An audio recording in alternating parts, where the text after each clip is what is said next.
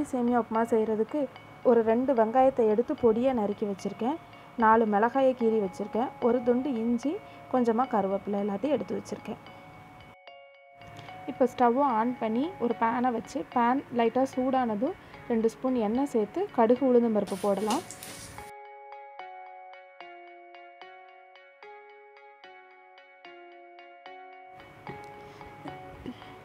கடுகு பொரிஞ்சதும் ஒரு ஸ்பூன் கடலைப்பருப்பு சேர்த்துக்கிறேன். ஒரு கொத்து கருவேப்பிலையும் சேர்த்து வதக்குறேன்.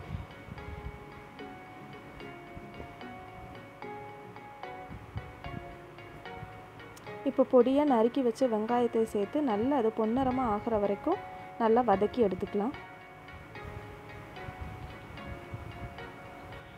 இப்போ நம்ம நறுக்கி வச்ச வெங்காயம், பச்சை மிளகாய் எல்லாத்தையும் சேர்த்து போட்டு வதக்கலாம். நல்ல வெங்காயம் பொன்னிறமாக மாறுற வரைக்கும் நல்லா வதக்கி எடுத்துக்கலாம். நான் 500 கிராம் ராகி சேமியா எடுத்திருக்கேன். அந்த 500 கிராம் ராகி சேமியாவுக்கு 400 ml தண்ணி ஊற்றணும்.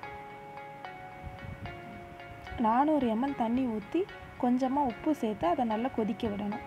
கொதி வந்த பிறகு நம்ம சேமியா போடணும்.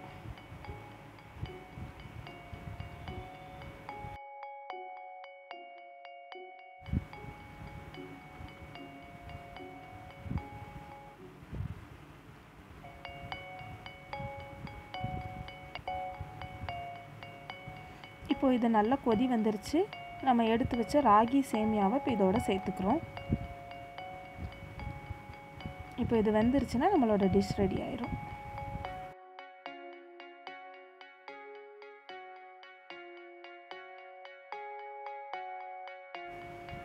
இப்போ நம்ம ராகி சேமியா நல்லா வெந்துருச்சு.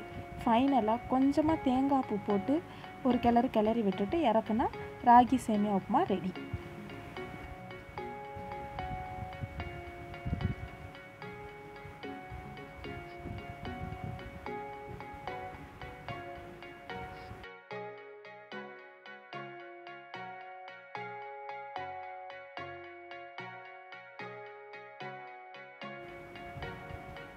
இப்போ இதை ஒரு பவுலுக்கு ட்ரான்ஸ்ஃபர் பண்ணி சர்வ் பண்ணலாம். சுவையான சத்தான ராகி சேமியா உப்புமா ரெடி.